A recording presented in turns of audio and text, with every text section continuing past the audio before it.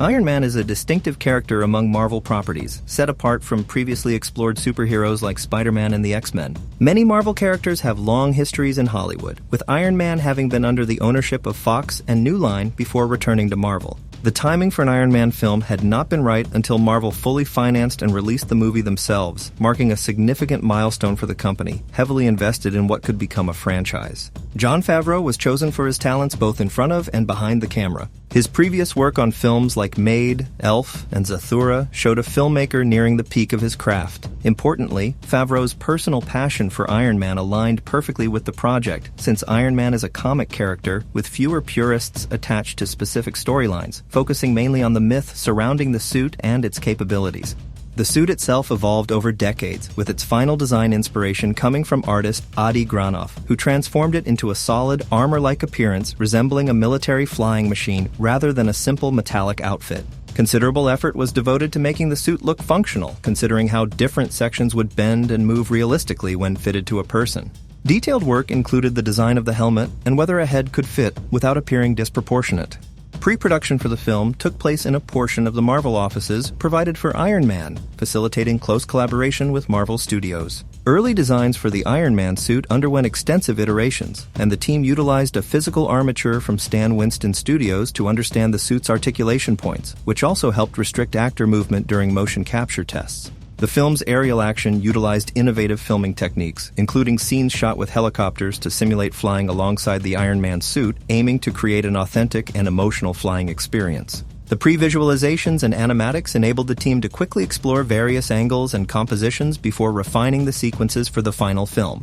The goal was to make audiences viscerally feel the experience of flying in the suit, emphasizing emotional connection and the life-changing impact it would have. Budget constraints posed challenges when portraying the extravagant world of Tony Stark, a billionaire with access to anything he desires. The production team used their imagination in location scouting and set design, ultimately filming at Playa Vista Studios, a historically significant site where the Spruce Goose was built and Howard Hughes once had his headquarters. Tony Stark was portrayed as a modern heir to Hughes's legacy. Marvel brought together its previously separate film, publishing, and animation divisions to work cohesively on this project. The creative team, including Marvel's Joe Quesada and Axel Alonso alongside key creators, participated in discussions about remaining faithful to the source material while adapting it for film. They balanced character traits like Tony Stark's flaws, including his struggles and eccentricities, to create a compelling story.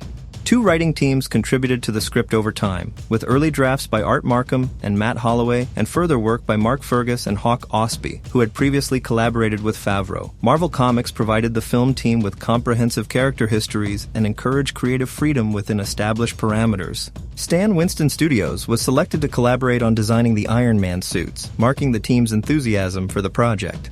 They pursued the project eagerly from the moment it was announced, coinciding with Jon Favreau's signing as director. Early concept art provided a foundation, reflecting a consistent design language and body proportions for the Iron Man character. Throughout development, the approach was to ground the film and character in reality wherever possible, despite the superhuman aspects of the hero. This grounding aimed to create a believable emotional experience for the audience while maintaining the fantasy element of the superhero genre.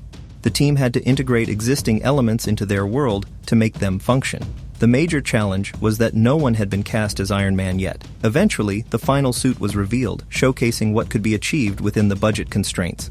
The journey of creating a suit typically begins with sitting down alongside Stan Winston, his design team, the internal team, Jon Favreau, producers, and others to start with drawings and images.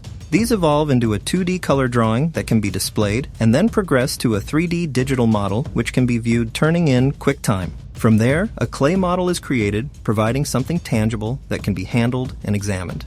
It was confirmed that a human head would fit inside this initial model, with small details, such as the ears, placed carefully. This stage was a thrilling moment, giving a strong sense of the movie coming together. The leap from idea to physical model was greater in some ways than the leap from the model to the actual movie. Following this, a maquette or miniature desktop model of the suit, approximately 2 feet tall, is crafted as a work in progress. Next came the anticipation for the creation of the full-size, shootable, physical suit designed for a person to wear. The filmmaker had never worked on a movie of this size or genre before and found the task daunting, but was reassured when Robert Downey Jr. was attached to play Iron Man.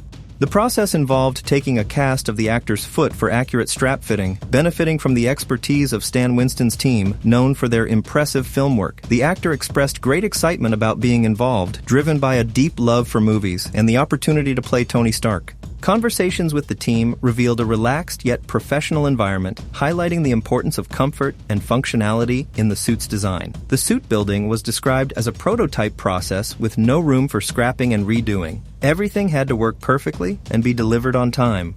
Behind the scenes at the Stan Winston mold and finishing shop, approximately 450 individual parts were created and painted. The Mark II's chest was showcased, featuring sprayed and brushed metal with faux polished rivets to create the illusion of detail. Sections from the Mark III and elements resembling jet engines for the leg pieces highlighted the complexity. Flexible paints were used to prevent cracking on certain parts, while others were mechanized for movement and functionality. The experience of working with Stan Winston's company was magical, with dramatic reveals of the suit eliciting awe and excitement. The heavy, football gear-like suit required strength and athleticism to wear, striking a balance between lightness for movement and durability to withstand strain without damage. The first Mark I suit weighed nearly 100 pounds, equipped with flamethrowers, but without them, it was approximately 60 to 70 pounds. Inside the suit, the sensation did not correlate with the actor's movements as they normally would, requiring practice to learn how to pose properly for the camera. Hero poses were developed through experimentation with different looks, combining poses from the comics with original ideas to visually convey the character's emotions.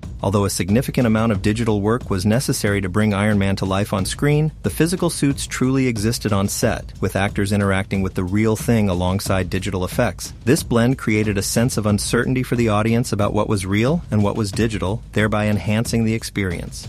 The filmmaker came from an independent and primarily comedic background, aiming to inject a human side that fit this sensibility into the genre, supported by a cast capable of performing in both drama and comedy. This approach aimed to surpass typical genre expectations. The actor preparing to play Iron Man followed a disciplined regimen, including weight training, martial arts, and yoga. Understanding the physical demands of the role, he aimed to gain size quickly, aware of his age, but motivated by the project's unique timing. The physical transformation was crucial to embody the character believably before digital enhancements could assist in the future. Suit fittings focused on comfort and care to avoid damage, emphasizing the actor's positive and enthusiastic reaction to wearing the suit for the first time. The actor enjoyed the process, feeling comfortable and excited to be part of the project, which was crucial since the suit needed to function both practically and visually to meet the film's demands. He wanted to be in the suit as much as possible, finding it fun. Observations were made about the suit's limited bending ability, as its movements were more rotational due to its design. Despite years of training and confidence, putting on the Mark I suit, which served as the escape vehicle, caused a near-personality meltdown. This experience instilled great respect for the stuntmen and other actors who portrayed the character in the suits, as wearing them was extremely challenging. Although not claustrophobic, wearing the suit for just half an hour and running around left a sense of a broken spirit the next day, highlighting the toughness required. During the Mark I suit days, strength training was canceled due to the extreme physical demands placed on the astronauts. The first time the actor put on the helmet, it was clear that he was embodying Iron Man, a realization met with amazement. There was a discussion about adding rust effects to the suit for realism, appreciating small details like lag bolts. As shooting began, rehearsals took place in conjunction with the setup of the set. The second unit had already started shooting at the Santa Monica Pier, checking off shots from a very long list. Anxiety and stress were high at the start of filming, especially since it was the biggest movie the actor had ever been involved with a 74-day shoot planned. The cave set was described as an intense environment in which one would be locked in for months. The lead actor brought personal experience to the role, sharing how to make tea or coffee in prison with simple items and making backgammon sets out of nothing. Efforts were made to minimize the actor's time in the full Iron Man suit, using a partial suit for acting and filling in the rest with CGI. Rehearsals often involved improvisation and open discussions among the cast, highlighting the collaborative nature of the project. The actor was praised as a jewel, with enthusiasm and good spirits throughout the process. The completion of the cave scenes brought a sense of bittersweet satisfaction after 10 months of preparation, with a deeper understanding of the character Tony Stark. The Mark I suit was primarily worn by stunt performer Mike Justice, who faced the physical challenge of moving quickly while carrying nearly 100 pounds of suit. Over time, he adapted to long hours in the suit, sometimes 10 to 12 hours per day, building the necessary strength and endurance. Filming then moved to Disney Hall, designed by architect Frank Gehry, a beautiful space fitting for Tony Stark's character as an engineer and designer. Night shoots began there, demanding grueling hours from dusk till dawn. The actor recounted excitement about scenes with well-known actors and the thrill of big production moments. The first scene at Disney Hall was challenging for the actress, who had returned after time off for family, wearing an imposing backless dress and feeling nervous, which echoed her character's feelings. She had dreamed of working with the lead actor and found his encouragement compelling in her decision to join the film. The filming crew maintained a supportive environment, with actors encouraged and well cared for. The director was highly regarded as the best for Marvel movies, appreciated for allowing creative freedom and a collaborative process. The project showcased attention to detail, such as cameras set up to capture specific angles and actors adjusting their appearances to best match their characters. The character Obadiah, for example, was brought to life with the actor shaving his head in stages for authenticity. On location at Lone Pine, the setting doubled as mountains in Afghanistan, chosen for its suitable rock formations, despite being shot on protected land. The location gave the film a look that convincingly suggested an international setting. Working with top professionals in special effects provided reassurance to actors during explosive scenes, thanks to the safety measures in place. The lead actor reflected on his progress, contrasting past vulnerabilities with his current status as a movie star, where stunts and effects were handled with care and precision. Throughout the process, there was a clear sense of dedication, skill, and collaboration among the cast and crew to bring the story of Iron Man and Tony Stark to life authentically and compellingly. The filming began with a scene shot at close proximity, showcasing a remarkable level of activity and precision. The intensity of the moment was heightened by the understanding of the danger involved, which fueled the urgency of the action. John was recognized as a central force behind Iron Man, described as an integral part of the character and deeply involved across all departments. Despite his formidable presence, John was noted for his remarkable composure under extreme stress, displaying grace and evolution in his demeanor. Robert was acknowledged for his excellent acting skills, though his presence on set was playful and sometimes distracting as he juggled social media while others worked hard. He was also seen as a supportive big brother, offering guidance and encouragement with a mix of tough love and practical advice about the challenges ahead. The approach to working with actors in military roles focused on teaching specific skills needed for their scenes, rather than trying to turn them into warriors, recognizing their primary identity as actors who would naturally adopt the required behavior. A scene involved firing a large gun capable of shooting 40 rounds per second, with attention to realistic handling, such as firing in bursts to prevent the barrel from overheating. The power and impact of the weapon were palpable, leaving a lasting physical impression on the actor.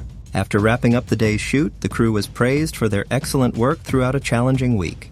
Filming continued despite challenging weather conditions, including strong windstorms in the desert sand dunes, with equipment usage restricted to lighter gear for safety purposes. The environment was likened to conditions in Afghanistan, lending authenticity to the scenes being shot. The difficulty of running in sand with gear, coupled with the harsh weather, underscored the physical demands on the actors. Helicopters were brought in to enhance the realism of certain scenes involving actual rescue personnel to contribute to the authenticity. Within the Iron Man suit, the sensation was described as powerful and exhilarating. The design allowed good mobility despite the suit's weight, and special effects enhancements added dramatic flame effects. The experience was both thrilling and physically taxing, with the actor expressing pride and excitement about the role, knowing the performance would resonate with his children and fans. An incident during filming involved a small tear in a fuel line, which caused ignition. However, the safety team quickly managed the situation to prevent serious injury. Character development was an ongoing process, with the actor exploring the nuances of his role as Happy Hogan, Tony Stark's driver and confidant. The character's look was intentionally styled to reflect comic book depictions, striking a balance between familiarity and a distinctive appearance. Although a cameo, the role was crafted to integrate seamlessly into the film, paying homage to the source material while enriching the story. Edwards Air Force Base served as a filming location due to its rich aviation history and connection to flight testing, tying in with Stark Enterprise's research and development theme. High-profile military equipment such as C-17 cargo planes, F-22 fighters, and Global Hawk drones was used as set dressing, along with hundreds of military personnel serving as extras. The character played by Terrence Howard was elevated to the rank of Air Force Lieutenant Colonel, enhancing his stature compared to the comic books and deepening his bond with Tony Stark. The possibility of this character evolving into War Machine was hinted at, showing plans for future storylines. The harsh desert setting required adaptations, such as outfitting the antagonists with goggles and scarves to protect against the violent wind, creating a visually striking effect that was embraced as a natural element rather than a staged one. The director emphasized the importance of seizing such unpredictable opportunities to enhance storytelling. The workshop scenes were highly significant, portraying the protagonist's hands-on nature and engineering genius. The set combined sophisticated modern machinery with traditional tools, illustrating a blend of high-tech innovation and low-tech craftsmanship. This was crucial to grounding the characters' inventive breakthroughs in reality rather than fantasy. Personal moments on set included light-hearted interactions and celebrations, such as birthday plans and camaraderie among cast and crew. The actors' familiarity with comics varied. Some grew up surrounded by Marvel culture through family, while others approached the material with fresh eyes. Throughout the filming, a strong sense of respect and appreciation for the military personnel involved prevailed, as many of them were genuinely experienced and had already undergone real-life deployments. The blend of professionalism, realism, and creative vision aimed to create a film that both honored its source material and delivered a powerful cinematic experience. The scene begins with a commentary on the thrill of seeing a costume and prop that the narrator considers a nerd-gasm. The band is assumed to be ready to perform, and Robert Downey Jr. is introduced alongside the Boot Brigade. The importance of the origin story for a superhero is emphasized, noting that revealing how the hero came to be is a significant responsibility that offers the audience the chance to become the hero alongside the character. The discussion highlights the appeal of watching a hero learn and grow, particularly in the context of the first Spider-Man film, where Peter Parker grapples with his powers and learns to swing from his webs. This theme is reflected during pre-production when set pieces are discussed. There is a description of a humorous scene involving a flight stabilizer, which is a harmless device, and warnings about its dangers if misused. Robert Downey Jr. is eager to do more stunt work, and the crew closely monitors him to ensure safety and timing, especially during a shot where he hits a wall and falls to the ground.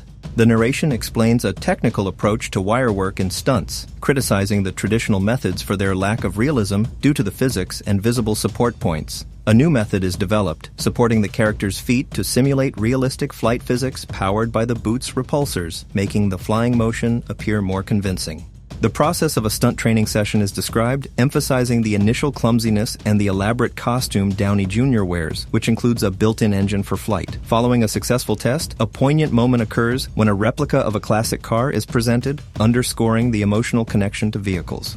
Downey Jr. reflects on his weight loss during filming, which was driven by his desire to embody the character of Happy Hogan precisely. He mentions the challenges with wardrobe and wig size changes as his body changes. His work on the film included collaboration with Peter Billingsley, who shaved his head to achieve a more aged, distinguished look, complementing the character's appearance with accessories such as a watch, pens, and an ID badge.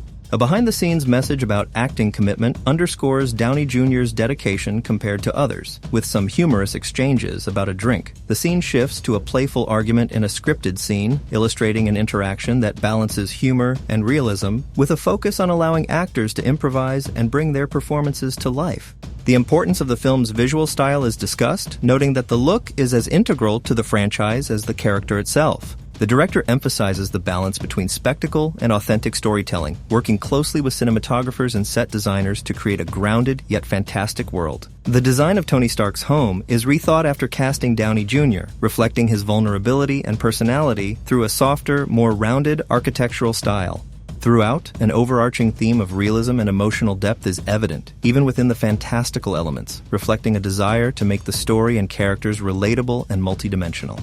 The project began with the receipt of a collection of comic books and character histories. Excitement grew upon learning about Obadiah Stane's Ironmonger suit and its various features, reigniting a youthful enthusiasm.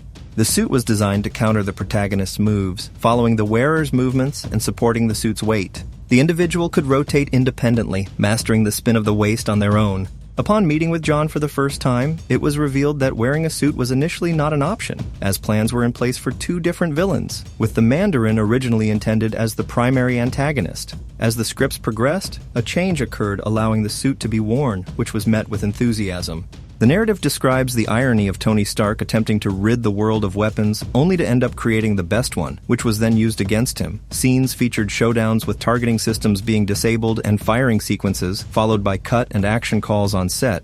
Gwyneth found the experience very different from working on a green screen show like Sky Captain. She interacted with a 10-foot-tall robot operated by puppeteers, with explosions, windows breaking, lights flickering, and things melting down around her. This practical effects environment required running through sets rapidly amidst various practical effects, a new experience for her.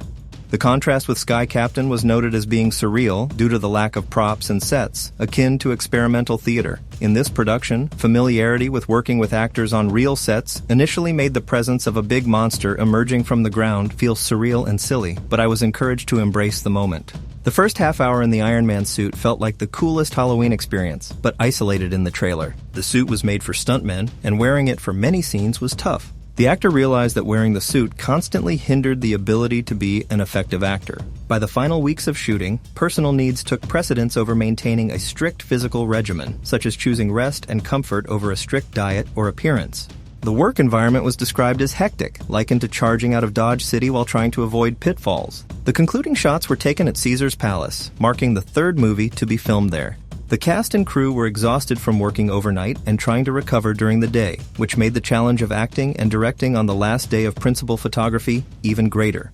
The production was a mix of trials and tribulations, including a rare snowstorm during a desert cave scene and sets being damaged by wind. Despite these challenges, the production went fairly smoothly, which was crucial for the first production. Jon Favreau, the director, was praised for assembling a capable crew and cast who could adapt to any challenges, resulting in a project that came in on time and under budget.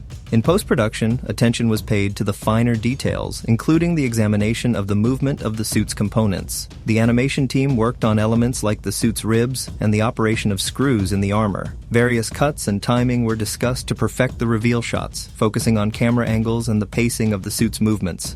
Audio mixing involved capturing servo sounds and layering them with elements indicating mechanical winding, movement, and plasma sounds to enhance the robot's presence. Sweetening the sound with additional effects, such as thundercracks, was considered to add depth and impact, similar to previous techniques that used pig squeals for sound effect enhancement. The overall process involved careful coordination of performance, cutting, animation, and sound design to create a compelling and cohesive final product. The sequence begins with the explanation that an effect or moment must be more overwhelming at the start than in later instances, needing its own signature impact akin to the first time Dirty Harry fires the Magnum. Consistency is less important than impact in this context. Jon Favreau reached out for help with Iron Man, expressing enthusiasm about working on the project due to his love for Marvel Comics and the character himself. John Nelson also requested assistance to review some of the interfaces, which were very technical but did not advance the story. Various ideas were explored for how those interfaces should look. A key point was emphasizing simplicity, inspired by devices like the iPhone, which reflected Tony Stark's sophisticated style rather than just that of a technological nerd. Stark's home and equipment were designed to convey a high design sensibility. The computer interface was designed to appear as if it were processing specific tasks relevant to the story, rather than simply looking complicated. Even with quick cuts between monitors, the content on them had to communicate narrative details clearly. Initial hologram designs were developed, and the creative team was given the opportunity to work on the main title sequence, resulting in numerous concepts. They aimed to present a variety of styles ranging from shiny and glossy to gritty and textured. One unique approach involved portraying the title as forming dynamically. The team always strives to put their best effort forward to make a strong impression during pitches. Different design boards were created, including one featuring a flying interface where the Iron Man Hugh D surrounds the character as he takes off. The concept was intended to be celebratory and energizing, much like the moment when the phrase "I am Iron Man" is declared. Another board emphasized complex typography crafted by robots, but John preferred detailed designs focusing on the internal mechanics of the suit itself. A motion test showcasing this concept was well received. One idea was to explore a video game-style wireframe look, influenced by classic arcade games such as Tempest, Tron, and Battlezone. John appreciated how this retro aesthetic distinguished itself from previous Spider-Man visual language, lending the film a fresher, funkier feel. Debates arose about rendering levels, but the retro style was embraced as cool rather than outdated. Throughout development, iterations occurred with the director, including experimenting with printed looks that eventually were discarded. The visual effects studio ILM provided the CG model of Iron Man, revealing tremendous detail in layers, screws, bolts, and mechanical components. This intricate craftsmanship reflected a labor of love from the modelers. To add a cinematic touch, a subtle film grain and texture were applied, introducing imperfections to the overall look. The production team included War Machine in their designs, using reference photos and modeling work done at their facility, Prologue. Inspiration was even drawn from laser tag aesthetics, incorporating black light effects to add a playful visual element. As work progressed, the team focused on meeting hard deadlines to clear visual effects shots, emphasizing that once time ran out, no further revisions could be made. There were approximately 162 outstanding shots, some of which dated back months. The Iron Man voice still needed refinement, as it was a crucial and unfinished element affecting the film's character. The space battle sequence was a major story point with numerous moving parts, including ADR, performance, effects, and music, all of which required precise integration.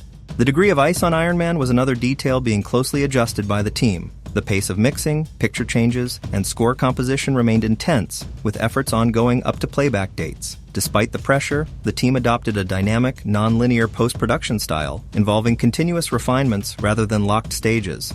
Decisions were also made about character appearances, such as opting against a soul patch for the character Rhodey in his Air Force One scenes. The team discussed the availability of toys based on the film's designs, with some models being impressive and well-received. Color grading was another focus, with adjustments made to shift skin tones away from red toward cooler blues to achieve the desired aesthetic. The process was described as a very interesting and uncertain time, with outcomes ranging from flop to major success, and the team could only speculate on audience reactions so far. The individual in charge candidly acknowledged being immersed in the details and the uncertainty of the final reception. The project showed unfinished versions to foreign distributors and at conventions like Comic-Con and WonderCon, where the responses were positive. However, as a Marvel movie, widespread testing was avoided to maintain secrecy. Overall, the film contained humorous scenes, heartfelt moments, and authentic performances. The cast was praised, the Iron Man suit was deemed successful, and ILM's work was spectacular. The score and sound effects added to the quality of the production. Finally, the entire ADR cut was reviewed, and new versions were sent out for consideration. There was a question about how the Mark I chest piece would hold up, noting the suit's power status was at 48% and falling. The subject was never designed for sustained flight. Communication continued with updates about locating Ms. Potts and inquiries about her well-being. There was a realization that Obadiah had gone insane, and the need to leave the situation quickly was emphasized, as a suit had been built by the unstable individual. A directive was issued to get out immediately, but the question arose about where someone thought they were going, as their services were no longer required. The phrase "what a waste" was noted, and the discussion turned to whether certain lines complemented each other. The idea was to have a line explaining why a gun was pointed, but no harm was done as it related to the scene. It was suggested to adjust the placement of lines, removing "what a waste" and moving other lines for a better effect. Work was taking place in the ADR, Automated Dialogue Replacement Work Bin, focusing on cutting and rhythm for the dialogue, with some debate about mixing sounds and how directors behaved on set. The suggestion was made to include the character name Pepper Potts before the line, "Your services are no longer required," to bridge a cut. Reflections were made on the film's financial success, the competition in the summer season, and the limited number of hits during holiday or summer periods. The growth of the film's anticipation was described as starting from a grassroots level and generating excitement comparable to well-known franchises like Batman and Indiana Jones. The team expressed pride in the film, the cast, the director, and the buzz the character had generated among both fans and the general audience. There was a sense of excitement about kicking off the summer season, being the first of the major releases, and the hope that internet buzz would translate into wider anticipation. Confidence was expressed about the film's reception, and a suspicion that this could be the start of many more similar projects, potentially changing the course of the career involved. The moment of seeing the work for the first time was described as exciting, feeling like being in great company, and the experience of directing a comic book movie was called awesome. There was a reflection on growing up reading the material and now having the opportunity to bring it to the screen. The scene began with the announcement of the mark and the call for action. One participant greeted Tony, who acknowledged the greeting. A friendly recognition was made, recalling a previous acquaintance. The conversation revealed that the gentleman playing Tony Stark matched exactly how he was imagined. There was gratitude expressed for having Robert Downey Jr. in the role, acknowledging the fortunate opportunity. Being in a brief scene with him was described as a true joy. Thanks were exchanged between the participants. Robert shared his thoughts on meeting the creator of the character, stating they had spent some time together before shooting began. He admitted to picking the creator's brain a lot, which helped prepare for rehearsals. Robert expressed deep appreciation for the character and story, feeling eternally grateful. The creator was thankful that Robert was playing the role. The creator mentioned giving various acting tips and was glad to have done so. He reminded Robert to just read the lines, avoid tripping over furniture, and at any point, think about how Stan would say a line. The creator assured that he was always available by phone if any problems arose. More thanks were exchanged, with Robert expressing a desire to have the creator involved in all his sequels. The cameo was arranged with the belief that there had to be one guaranteed element that would resonate well with audiences. Naturally, scenes featuring both the creator and Robert were considered sure crowd pleasers. The segment concluded with the announcement of the camera wrap on the creator of Iron Man, Mr. Stan Lee. The scene opened with the command to reset and action. Mr. Stark was addressed and described by some as a Da Vinci for their time, a comparison he dismissed, stating he did not paint. The interviewer raised the accusation that Stark Weapons was responsible for millions of deaths since World War II, to which Stark responded with a pragmatic outlook on the world's imperfections and his hope for a future without the need for weapons. He expressed willingness to switch to manufacturing more benign products when peace was achieved. The conversation revealed Stark's rehearsed rhetoric, his refusal to laugh at jokes, and his frank, unapologetic attitude toward the defense industry. He justified arming the good guys as a necessity because the bad guys were inevitably armed as well. Stark defended his father's legacy, including commendations for work on the Manhattan Project and efforts to defeat the Nazis, rejecting accusations of war profiteering. He pointed out advancements in medical technology and agriculture that were outcomes of military funding. The exchange included some light banter about moods and attitudes, with Stark recognizing the dedication of soldiers sweating through harsh desert conditions. He expressed gratitude for their sacrifices, admitted his limitations as a man in a suit about to leave on a helicopter, but promised to show them a good time. There was talk about a special plan for the soldiers back at the base, with some playful remarks about petting zoos and coping mechanisms for cold nights. The scene shifted to a revealing discussion about a new piece of engineering, possibly a weapon, with Stark confessing to disobeying orders by handing something over, despite potential consequences. He warned that future engagements might be less defensive on his part. Stark voiced deep concern over innocent lives being lost due to the weapons he helped create, claiming it was his problem to fix. The dialogue also touched on the complexity of national security and war, with Stark asserting his right to fight for what is right instead of sitting idly by. His trusted ally, Rhodey, was asked if he could live with himself if he did not act, and it was implied that Rhodey would also take action. The scene ended with Stark dismissing the notion that it was not their decision to make and asserting his intent to return to work, instructing the visitor to leave and remember the door. The recording was cut, signaling the end of the session. The conversation began with someone expressing frustration, saying it felt like the other person was saying, "Not now," in a tense situation. They mentioned it was one of those moments where some weight or pressure was felt, or, alternatively, one could just put on a facade and say, "We're fine." The feeling persisted briefly before becoming more complex. A comparison was made between two individuals. One, like a boxer who refuses to fight publicly, preferring to save it for the ring, and the other, like a boxer eager to fight during the press conference. Despite this, the boxer who avoids outright confrontation would still pinch and punch as the other walked away, creating a sense of chaotic interaction. One was described as patient and the other as impetuous, with the patient one having waited decades for this moment. There was a reflection on whether the impulsive energy was releasing tension too soon or not. In close proximity, an instinctive move might be to strike a vulnerable area, but this was noted as somewhat comedic and potentially undermining the intended seriousness of the situation. The need for a photo opportunity was discussed, with the idea that it should come at the end of the confrontation, perhaps after both stood up and declared they were fine, followed by a staged moment where they posed together for a picture, signaling that all was well. The question was raised about why one of them loses self-control, possibly due to the other grabbing his neck, but it was suggested that this could be because he was defending himself. It was considered scarier if that person slapped and then backed off in a manner that seemed like addressing a child, which showed restraint rather than escalation. The idea was that this display would emphasize there was no real intent to harm, just a controlled reaction. The concept of restraint was seen as a key theme, portraying a complex dynamic where tension existed but boundaries were respected. It was noted that the passionate individual pushed others, yet was ultimately supported by the group. They agreed not to hide anything going forward, acknowledging that some outcomes were irreversible, such as the inability to regain lost standing once an injunction is in place. They decided to run through the scenario again, aware that filming was ongoing, and created an opportunity for improvement. The scene was outlined, with Tony being addressed about who he was dealing with, powerful interests, such as the United States military and billion-dollar organizations. Despite this, a personal reflection on someone named Pepper showed a softer touch, appreciating her appearance and loyalty after years of service. Tony was challenged on his perception and control over the situation, being likened to a child with limited influence, pretending to steer a car while the real driver was in control. Ultimately, Tony was told he was no longer in that position. The final reflection posed a pointed question about who was responsible for the injunction against Tony, emphasizing the forces working against him.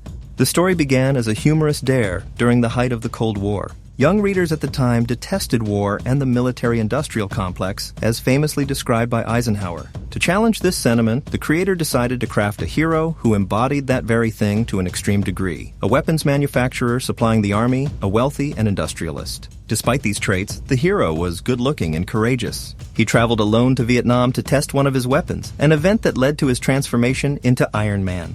The concept was to make a character that readers would initially dislike, and then force them to like him. Tony Stark was inspired by Howard Hughes harboring his type of brilliance without the madness, and he quickly became very popular. Stark's heart was seriously injured, causing him constant fear of death. The idea of a man in an armored suit with great capabilities was loved, along with the clever notion that Iron Man was actually Tony Stark's bodyguard, justifying his constant presence around Stark. The creator appreciated the names Pepper Potts and Happy Hogan, envisioning Stark as a wealthy man with a beautiful assistant who was in love with him. Unlike typical writers who might make the assistant hate the hero, Stark's relationships were affectionate and engaged. Iron Man garnered more fan mail from female readers than any other title, attributed to Stark's handsomeness, wealth, and a maternal instinct aroused in women, a desire to care for him despite his vulnerability. What was compelling about Iron Man was the contrast between his invulnerable armored exterior and the wounded man inside. The character's heart was literally broken, making him a metaphorically rich and interesting figure. The armor itself was a constant challenge. The creator did not have to draw it, but frequently modified its design, changing it countless times across issues to enhance its appeal. Drawing Iron Man was manageable since his face was mostly hidden behind a metal helmet, presenting a unique challenge to convey emotion through subtle changes, such as a slight mouth twist or lines indicating anger. The first cover, created in pencil, was popular enough to be reproduced as prints, and the creator later recreated it in a much larger colored format with detailed background figures and dynamic lettering. As a child, the creator enjoyed imagining himself in the suit, finding it fun. When he took over the Iron Man book, the series had lost its way somewhat and was treated like a stepchild within the Marvel Universe. Still, it carried a cachet heavily influenced by pop culture, where characters often used slang indicating they were heavy or important. Iron Man was essentially a warmonger or arms dealer. When created in the early 1960s before Vietnam became controversial, this was not inherently bad. However, as time progressed and war became a sensitive topic, writers faced the challenge of presenting a character who represented the darker aspects of the military-industrial complex, creating an inner conflict about his place in the world. Only a few villains stood out in Iron Man's rogues gallery, including Crimson Dynamo, the Mandarin, and Red Star, all symbolic Cold War figures, plus Black Widow, who debuted in Iron Man. The villains reflected the era's Cold War demonology, casting foreigners as antagonists and Americans as heroes. Mandarin particularly resonated as Iron Man's antithesis. Tony Stark, depicted as the richest man in the Marvel Universe, was a linchpin around which others gathered. His mansion served as the headquarters where the Avengers formed. Early on, members like Captain America and Thor discovered the true identities behind their masks, creating a peer circle that Stark could relate to. SHIELD was portrayed as a Tony Stark creation. He designed their technology and weapons, including the Helicarrier, which he probably sold to them. Stark Industries was a primary supplier of weapon tech to the American government for many years. Stark appeared repeatedly in early SHIELD stories as an inventor, sometimes with subtle references to Iron Man. Artist George Tuska was noted as an unsung hero for his cartoon-like style at a time when realistic art was popular in comics. Tuska could break down stories effectively and drew a dynamic, weighty Iron Man that the creator admired. The creator's first monthly title assignment was Iron Man in 1977. He was nervous because his father worked at the company, and he was very young, possibly the youngest at Marvel at the time. Breaking into Marvel was extremely challenging, even for accomplished artists like Barry Smith. It was through meeting and collaborating with Dave Michelini that he found support, who appreciated the creator's contribution despite his role as an inker. He had long desired to work on Iron Man since childhood, being a science enthusiast. The guiding principle was to make the suit believable and functional in appearance, balancing organic and mechanical elements. Suspended disbelief was key to the suit's success. The creator believed Dr. Doom should have been Iron Man's arch-nemesis, representing the antithesis of Stark. Both were monarchs, highly educated and sophisticated, the perfect contrasting sides of the coin in comic book history, even maintaining mutual respect despite opposing values. What distinguished Tony Stark in the Marvel Universe was the world he inhabited: corporate structure, high finance, industry, He was a scientist who profited from his endeavors. The stories surrounding Stark featured characters each serving a distinct purpose and reflecting aspects of his personality. Jim Rhodes, for example, was Stark's pilot and trusted confidant from the time Stark had just become Iron Man in Southeast Asia, helping him return to the States. Beth took care of Stark emotionally. The narrative described a typical day for Stark, signing papers to open factories or build satellites while never seeing the finished product until launch, highlighting the disconnect between creator and creation. This lifestyle presented a unique set of problems and challenges distinct from those of traditional superheroes. The concept of adapting armor for specific tasks began early, with stealth armor being the first. Various designs, such as space or undersea armor, were discussed between the creator and Dave. Finally, Michelini was quoted as saying the intention was never to do anything overtly relevant. The stories were designed for entertainment within the comic universe. The next episode of Iron Man focused on alcoholism as the villain, contrasting with traditional adversaries like Doctor Doom. This issue treated the bottle itself as the antagonist of the month, emphasizing that the story was never intended to be relevant, but rather to explore causes of downfall in the corporate world, often depicted as greed or vice. Alcoholism was less discussed at the time, especially with younger audiences, so it was presented straightforwardly as the bad guy. When work began on the Extremis story, there was uncertainty whether it would become a permanent element. Some hardcore Iron Man fans felt it deviated from Iron Man's core concept, as the character was known for his suit of armor rather than built-in powers. However, two crucial things helped move the story forward. Warren Ellis, an exceptionally talented writer who embodied Tony Stark's essence. Warren's deep interest in the societal impact of science and technology allowed him to delve into the core of Tony Stark as a figure of futurism and innovation. Tony Stark was described as the test pilot of the future, investigating new possibilities and ultimately beta testing for others. The story's visuals were sophisticated and modern, painted digitally by Adi Granov, which rekindled interest and developed other characters, eventually leading into the Civil War storyline. Iron Man's role became central within the Marvel Universe, acting as a hub around which everything else orbited. The relaunch originated from Joe Quesada, Marvel Comics editor-in-chief, who initiated the project to provide a fresh take on Iron Man, as previous creative teams had struggled to maintain continuity. Tony Stark was portrayed as an arms dealer turned technologist, fleeing his past and seeking redemption as Iron Man, depicting him as a figure torn between his background in weapons manufacturing and his futuristic ambitions. Finding the right artist was next, with Adi Granov already chosen by Joe. Comic artists often serve as directors to a large degree, sharing the storytelling with the writer through visuals. To ground Tony Stark as a real person, a character named John Pillinger, a television journalist inspired by John Pilger, was introduced. Pillinger served as a mirror for Stark, reminding him of the real-world consequences of his technology and humanizing Stark by confronting him with the moral and ethical implications of his past arms dealing.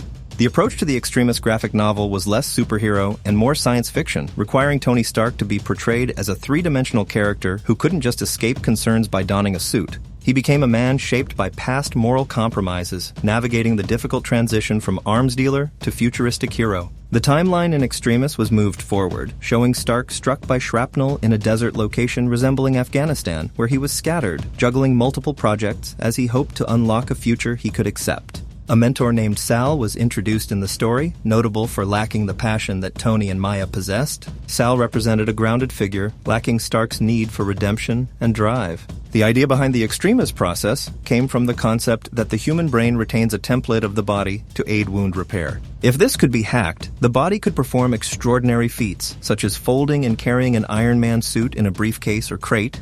This led to the concept of the Iron Man suit being partly stored inside Stark's body via a nanotechnological process, integrating physical function and suit potential inside his bones. The suit became an extension of his body, designed for realism and functional suspension of disbelief. Early concepts depicted the suit in a briefcase, but Extremis adapted this to a large crate for transport and a compact suit that could be injected into Stark, with memory metals allowing it to fold and magnetic powers enabling it to maneuver onto him. The first meeting with Warren Ellis occurred while the speaker was working on a preceding issue and expressed admiration for the original, bulky, gray Iron Man armor. Warren then incorporated that scene into the script because of this affinity. The artist identified as primarily an illustrator, aiming to create striking images that also served the story, prioritizing narrative above mere beauty, but achieving both simultaneously. The Civil War storyline, revolving around Captain America and Iron Man, with Spider-Man as a secondary point in the triangle, explored themes of freedom versus security, central to Marvel's mythos, and pivotal to the Avengers and the broader superhuman community. Iron Man was portrayed as the character willing to carry the burden of responsibility, a position surprisingly opposite to the expected roles of Cap and Stark. The story's resolution emphasized support for the pro-registration side, and the team considered where this narrative would lead, ultimately putting Tony Stark in charge of SHIELD, an unusual but compelling position akin to running a global peacekeeping and military organization using corporate skills on a different scale. Tony Stark evolved into the central figure beyond Civil War, becoming the planner and visionary who confronted conflicts with friends and made difficult decisions. Writing him posed challenges because he was far smarter than any writer and more sophisticated, coming from a lifestyle few comic writers personally understood. Stark's complexities made him both difficult and rewarding to write about. The relaunch by Warren Ellis and Adi Granoff produced a great revival, but did not utilize Iron Man's traditional villains and rogues gallery, which is technologically based and highly specific. Villains like the Living Laser, the Ghost with his stealth suit, and Spy Master, representing industrial espionage, were important to bring back for modern audiences. The storytelling approach treated all stories as if they were happening in the present, regardless of when they were written, with narrative captions in the present tense to create immediacy for the reader. The Mandarin was identified as Iron Man's quintessential enemy, a perfect opposite in terms of magic versus technology and mysticism versus mechanics. Though early encounters lacked mythic weight, no one initially knew the Mandarin would become Iron Man's defining foe. Eric Canet, known for precise animation-influenced artwork, was seen as the ideal artist for Iron Man, infusing his work with life and movement. Currently, Dan and Charlie Knopf are writing Iron Man, continuing the storyline from Warren Ellis, while handling Civil War connectivity, Iron Man's role as SHIELD director, and integrating real-world espionage elements. Their stories conveyed a palpable world weight on Tony Stark and the Marvel Universe, delivering a strong, realistic flavor to the characters' adventures. The project was being written like a TV show. During the production of Carnival, the creator introduced the staff to graphic novels to help them understand the storytelling style. After Carnival ended, a friend informed him that Marvel was interested in having him create a comic book. Upon discussing it with Marvel, they expressed enthusiasm for the collaboration. The offer came somewhat unexpectedly on April 1st, which initially made him think it was a joke. However, after confirming its seriousness, he discussed with Marvel the character he wanted to work on. He requested a character that was underperforming and morally ambivalent. His first choice was Iron Man, a request Marvel surprisingly accepted. He insisted on working with his son on the project, as he felt out of touch with superhero books, and his son was well-versed in the genre. Despite already being busy with television and film projects, he embraced the challenge. His son handled the first drafts, doing the heavy lifting of starting from a blank page while they collaborated closely to break the story and refine the work together. This process also allowed his son to learn craft elements that he had once had to learn independently. Though initially nervous about his son's talent, it became clear that talent could not be taught, and his son adapted quickly. Their goal was to write an engaging and effective comic book, without any hubris. They admired Warren Ellis as a master, but chose their own path. They observed the narrative arc in the Extremis storyline and tracked the progression to the Civil War storyline, viewing Tony Stark as a Lincoln-like figure, someone committed to a cause despite the high personal and social costs. The artwork posed challenges, especially in conveying expressions behind Iron Man's mask. The artists Patrick and Rob excelled in capturing expressions through close-ups, such as Maria's questioning look and Tony Stark's emotional strain. The emotional depth in the Tony Stark scenes was especially enjoyable compared to the armored Iron Man visuals. Unlike other Marvel characters who gain powers through accidents or mutations, Iron Man was a self-made superhero, an engineer by design. This uniqueness was a driving motivation in portraying the character. Drawing Iron Man, the balanced supporting character's emotional stories were juxtaposed with the armored figure whose feelings were hidden. The emotional aspects were a focus. The Knopfs were praised for their wonderful work on characters Maya and Sal, with some drawings inspired directly by actor Daniel's real-life appearance, reflecting a bohemian style. When drawing Iron Man's armor, many different angles had to be depicted, sometimes creating a personal style from less than perfect references. The color palette was chosen to be more pastel, emphasizing openness and simple lines rather than photorealism. When I was first offered the Iron Man assignment, it was during a family vacation. The editor explained the Knopfs would write the series, adding to the excitement. The belief was that great comics start with great stories, and the Knopfs were trusted to deliver quality storytelling. The project involved extensive research to accurately depict exact locations, such as Piccadilly Circle and a specific library. His daughter Genevieve contributed by drawing Iron Man for the DVD, showcasing impressive talent for her age. This personal touch added warmth to the project. The creator had also written a serial called Ultimate Human, featuring the ultimate versions of Tony Stark and the Hulk. The Ultimate line was designed to reintroduce classic characters to a new generation, with Ultimate Iron Man portrayed in a distinct manner from the traditional version. This Tony Stark was a cheerful drunk with a brain tumor, reliant on a team to get into his Iron Man suit. This take was developed by Mark Miller, not the creator himself. In the Ultimate Universe, Bruce Banner became Hulk through a flawed chemical process, while Tony Stark was a futurist planning a broad, long-term strategy involving the Iron Man suit. Both characters originated from efforts to develop superhuman abilities, but had gone tragically wrong in their own ways. Iron Man's appeal lies in his capacity for reinterpretation across generations, something not all iconic characters possess. The creator was drawn to Tony Stark for his complexity-conflicted, morally ambiguous, highly intelligent, and Machiavellian. Unlike typical superheroes, Tony Stark has a past and an edge, making him a consciously crafted character. Iron Man's creation was driven by necessity. The character had a heart problem requiring the chest plate. Stark could have lived as himself, wearing the plate and moving on, but he consciously chose to continue as Iron Man. He saw a greater good in maintaining the mantle. The essence of the stories has always been about the man inside the armor, not just the armor itself. The filmmaker had always avoided using visual effects whenever possible, believing that certain achievements could only be reached without them. In the past, he was hesitant to apply visual effects to the same extent as other filmmakers. However, in recent years, many impressive visual effects movies have emerged, showcasing effects that have become seamless, even to someone who understands and oversaw their creation. A project like Iron Man, for example, could not have been made without visual effects. The director's goal was to blend visual effects with practical effects so seamlessly that the audience could hardly distinguish where one ended and the other began. The team evaluated numerous vendors worldwide for the special effects work, isolating companies thought to be the best at specific tasks. 3 companies were ultimately chosen for the visual effects of Iron Man. Industrial Light and Magic in San Francisco handled the majority of the complex work. The Orphanage, also in San Francisco, and composed of former ILM personnel, was responsible for smaller tasks. A smaller studio in Vancouver, the Embassy, took on the sequences involving the crude initial Mark I suit constructed from spare parts. The process of creating Iron Man's visual effects was a lengthy marathon rather than a short sprint, but everyone involved was deeply committed. The starting point was a scan of the suit, although it was missing some pieces. The team added missing parts, adjusted inaccurate elements, and significantly remodeled the suit to reach the final version.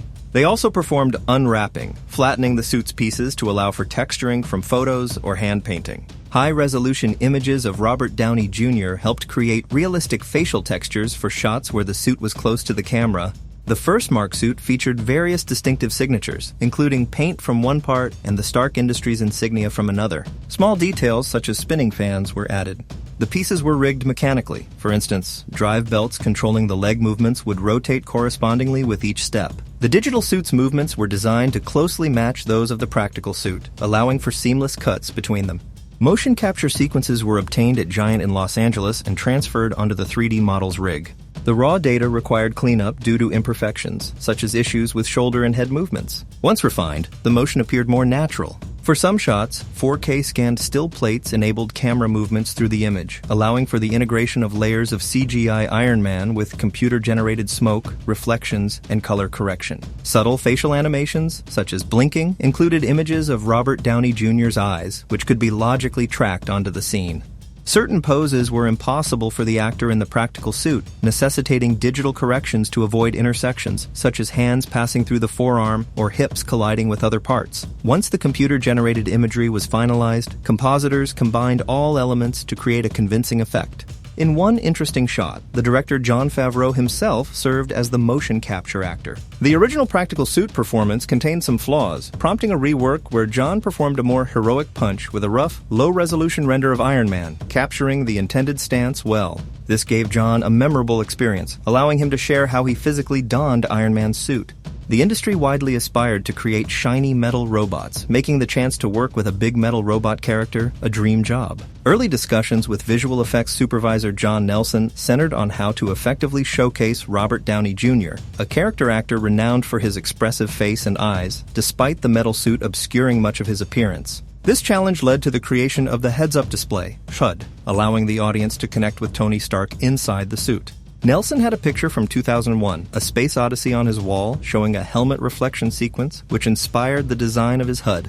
The storyboard artist drew shots portraying Tony inside his mask, layered with depth and graphics. This concept became one of the coolest elements in the movie. The HUD represented a dream job for the orphanage's visual effects house, which often worked on realistic effects like jets and explosions, but relished the opportunity to create something never seen before, yet intuitively cool. Tony Stark's flying shots were frequently shown through his eyes, presenting the challenge of maintaining spectacle within a believable sphere. The design process involved carefully considering every widget on screen, ensuring all elements were thoughtfully crafted. While viewers may not consciously recognize all the details, they will find the interface intuitive.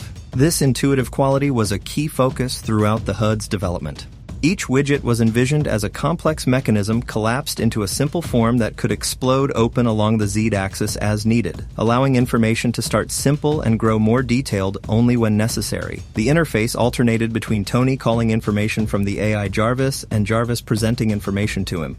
John Nelson emphasized 3 key design principles for the HUD. It had to be performance-driven, always allowing Robert Downey Jr.'s expressions to be felt and never obscured. It had to convey Z-axis spatial depth clearly, and each shot had to include an alpha event or distinct focal function, such as targeting or horizon lock. This approach shaped the entire design process.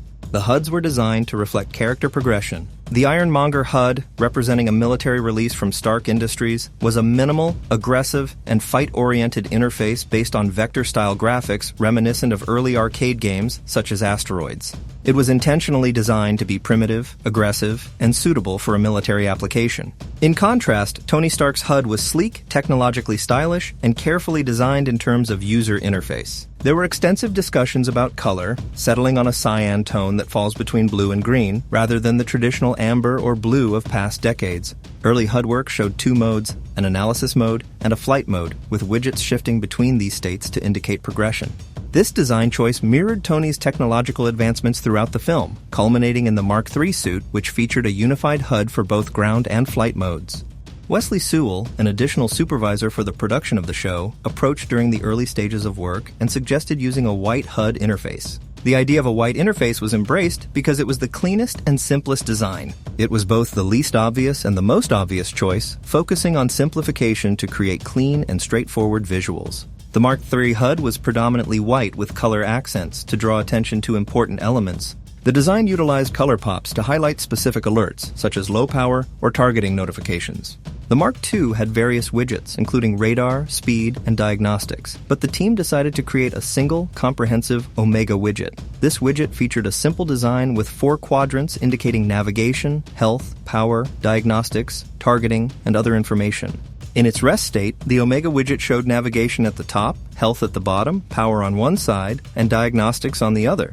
When activated, these sections expanded, revealing more detailed information from the user's perspective, Tony Stark. The power display, once a simple single power level, expanded to show calipers and exploded out in 3-dimensional space. The health section showed increasing levels of detail, including a small Iron Man figure, and navigation revealed extra controls. Credit was given to the orphanage, particularly Dav Rauch and his team, along with Jonathan Rothbart, for their excellent work on the HUDs. The result was a HUD design that was functional, clean, and visually effective. When approaching the Iron Man project, a notable difference from typical robot films was observed. The characters were human beings inside suits, more akin to knights in armor. The challenge was to convincingly extend the armor in computer graphics so that it appeared Robert Downey Jr. was actually wearing it. Discussions involved the best hard surface modelers, Bruce Holcomb and Ron Woodall, who enthusiastically embraced the project from its early stages. They had been inspired by Iron Man images on their machines and initially thought the project was a big dream. When it officially began, excitement grew. Jon Favreau's filmmaking approach was described as collaborative and almost Altman-esque, unusual for visual effects work. This approach allowed the team to contribute ideas and be challenged, creating a strong working environment. Favreau favored invisible visual effects that supported the story rather than shots designed merely to showcase effects. The film was treated with more realism rather than the typical superhero style. The creative process involved referencing comic book art by Jack Kirby and Steve Ditko to visually ground the technology. Energy effects, such as those from the chest rig, were adapted to translate into a believable, photorealistic environment that could convincingly showcase the power to manipulate the physical world, such as shooting objects away or flying fast like a fighter jet. The design of the suit included detailed thought about how Tony Stark would use it to fly, including mechanisms for flaps and steering. Many features of the suit unfolded, including weapons and moving parts. An underlayer was developed to illustrate how the suit was designed and how it protected and empowered the wearer. Elements of this undertech appeared in practical effects worn by Robert Downey Jr., especially on arms and boots. A significant sequence featured testing the flying rig with repulsor technology thrusters. Tracking shots circled the practical silver suit as it animated, with pieces folding out. However, many shots were replaced with computer-generated versions to allow for more complex movements. Starting with a practical suit design as a base, modifications were made in digital form to enable more dynamic action and interest. The goal was to avoid a Transformer-like appearance and maintain the suit as a unified whole, with mechanical parts designed for specific purposes, moving away from the look of vacuum-formed plastic. The process included a match move to determine the camera and suit positions, followed by animators adjusting the moving parts, and then lengthy lighting work to integrate the effects convincingly. Achieving the right metal look on both the brushed metal Mark II suit and the red and gold Mark III was particularly difficult. Success was felt when clients, including Jon Favreau and John Nelson, began to confuse the physical suit with the CGI version. The seamless marriage of CGI and real suit was a continual goal, aiming to blur the line where one ended and the other began. In one scene, Robert Downey Jr. was filmed wearing only a helmet and minimal other pieces, initially devised for an early version, where Iron Man crash-landed on a roof and was rewiring equipment while Ironmonger interrupted him. However, as the film evolved, the storyline changed. The new version showed Robert believing Ironmonger was defeated, limping back to Stark campus with a damaged repulsor. He crash-landed on the roof of the Tokamak building and removed his helmet and glove, a moment not part of the original performance. The original performance involved the character walking forward, talking, and then turning around. Animators had to add a front end to this sequence because it was necessary for the character to open the helmet, reveal Robert Downey Jr., and maintain continuity. The front end performance had to be quite different while the character was still Iron Man.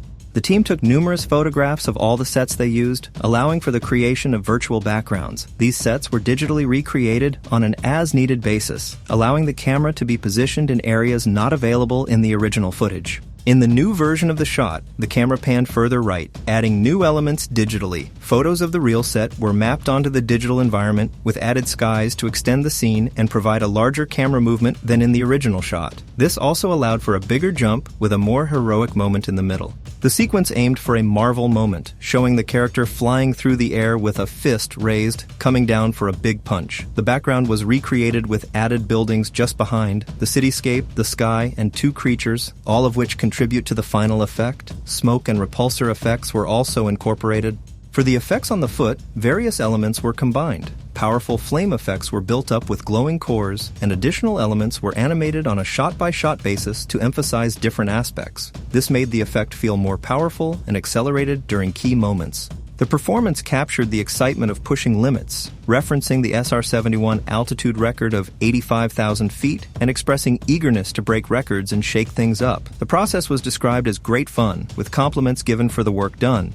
The Iron Man trailer was one of the most popular trailers of last summer, but controversy has recently swept through the fan community following the announcement that Paramount Pictures plans to adapt the beloved trailer into a feature-length motion picture. Entertainment Weekly writer Rory Covey discussed the details surrounding this development. The reaction to the news has been mixed, with many fans feeling worried.